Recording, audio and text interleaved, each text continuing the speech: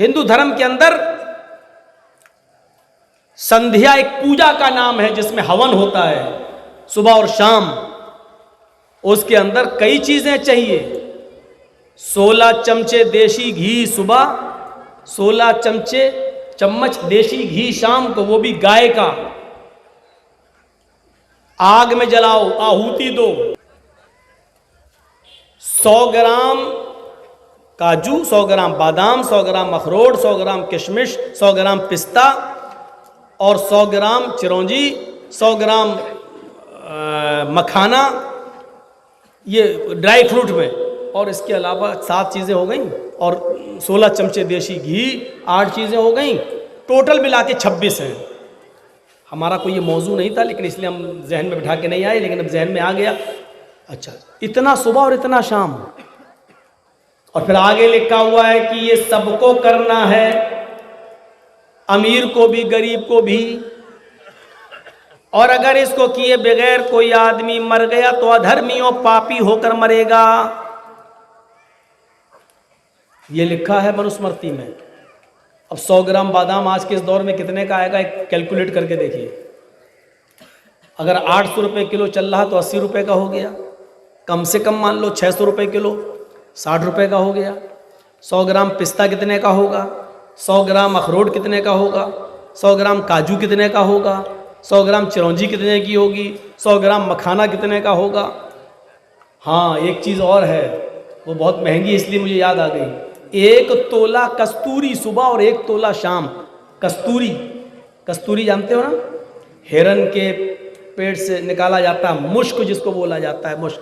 वो तो बहुत ही महंगा आता है। 1000 रुपये में भी कोई 1 तोला दे दे तो समझ लो बहुत सस्ता दे रहा हो। ओरिजिनल कस्तूरी 1000 रुपये का 1 तोला सुबह और 1000 शाम। यानी एक टाइम की पूजा करने के लिए और हवन करने के लिए कम से कम 1500 रुपये की जरूरत है। 1500 रुपये सुबह, 1500 रुपये शाम। जब तक ये नहीं करोगे, यानी 2500 रुपया इसी पे खर्च करो। आग के हवाले ओम भू स्वाहा फूंको, उसको हवन करो। 16 चमचे देशी घी आग के हवाले करो। ये संध्या कहलाती है। हिंदू धर्म में हवन करना पड़ेगा आपको, आहुति देना पड़ेगी। देशी घी को कॉटन में लपेटकर आग में डालना पड़ेगा। ये बड़ी अजीब सिस्टम है ये। अब बताइए 3000 रुपया बेचारा एक ई रिक्शा चलाने वाला कहां से लाएगा? आप क्या बोलते हैं, टोटो? ये टोटो चलाने वाला कहां से लाएगा? लेकिन इसमें लिखा हुआ है कि यह अमीर को भी करना पड़ेगा, गरीब को भी करना पड़ेगा। मैं भारत में ही रहता हूं, कहीं बाहर नहीं हूं। डॉक्टर जाकिर नाइक की तरह मलेशिया नहीं गया हूं। किसी हिंदू भाई को अगर मेरी इस बात पर संदेह और शक है तो केस करके, मुकदमा करके देख सकता है। मेरे भाइयों सुनो, कहां से लाए वो? ये अमीर को भी करना है, गरीब को भी करना है। और जिसने ऐसा नहीं किया वो अधर्मी होकर मरेगा। जब हम अधर्मी और पापी होकर मर रहे हैं, जहन्नमी होकर मर रहे हैं, तो भैया कौन आदमी हिंदू धर्म में एक्सेप्ट कर लेगा? नहीं कर पाएगा। और ईसाई धर्म भी कोई कबूल नहीं कर सकता, इसलिए कि वो कहता है कि तुम्हारे पास मरते वक्त अगर 10 रुपए भी हुए तो तुम जन्नत में नहीं जाओगे।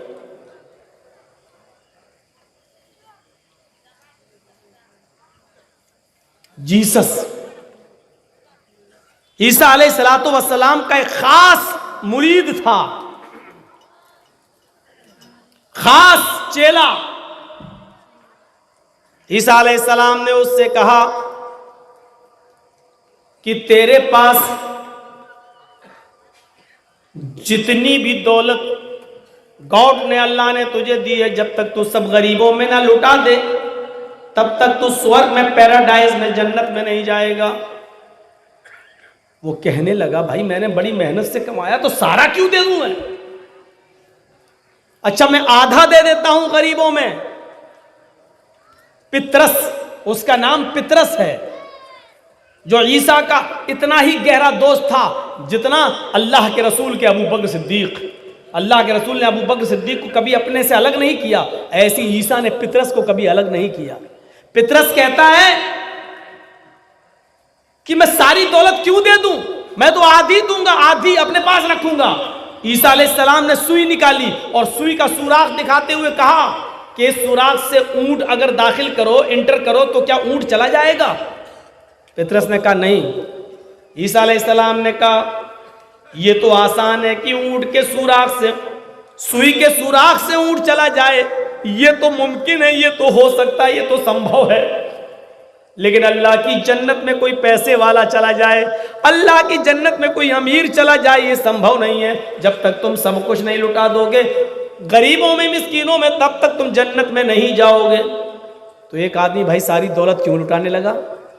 तो पता चला कि ईसाई होने के लिए पूरा गरीब होना जरूरी है और हिंदू होने के लिए अमीर होना जरूरी है। जब तक 3000 रुपए नहीं है पूजा के हवन के लिए, तब तक आप धर्मी होकर मरी नहीं, अधर्मी पापी होकर मर रहे हैं। और ईसाई होने के लिए सारी जितना कमाओ सब गरीबों में लुटा दो। मरते वक्त 10 रुपए भी तुम्हारे पास नहीं होना चाहिए। तो एक अमीर चाहता है, दूसरा गरीब।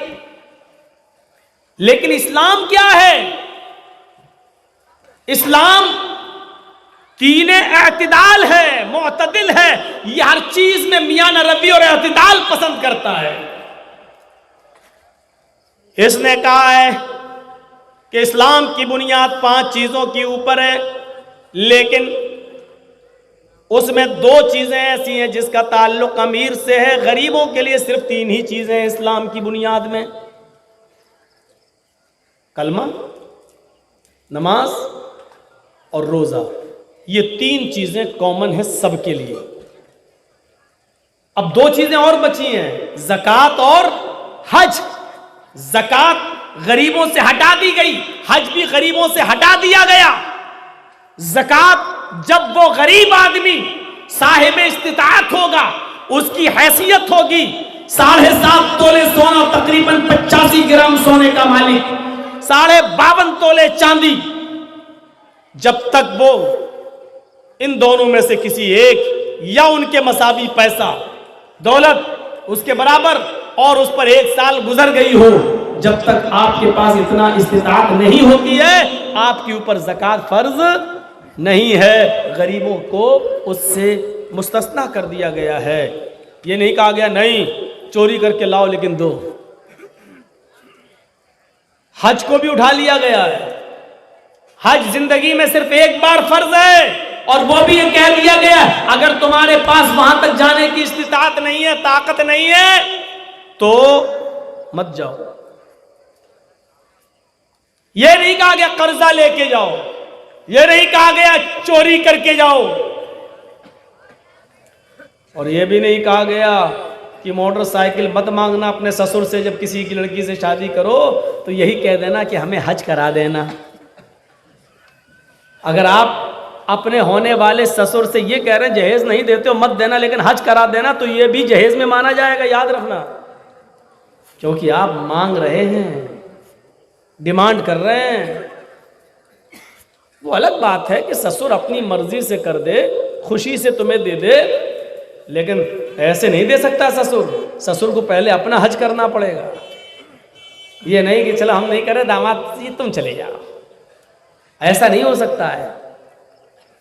फिर वो भी खुशी से करवा सकता, वरना कोई जरूरी नहीं है। तो इन दोनों चीजों को गरीबों के ऊपर से उठा लिया गया है। आसानी देखिए आप, आसानी। नमाज फर्ज है। युरीदुल्लाहु बिकुमुल युस्र वला युरीदु बिकुमुल उस्र।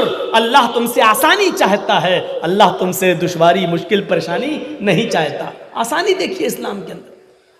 इस्लाम के अंदर आसानी, सख्ती है। सख्ती क्या है? नमाज कभी भी किसी भी हाल में माफ नहीं है, यह है सख्ती।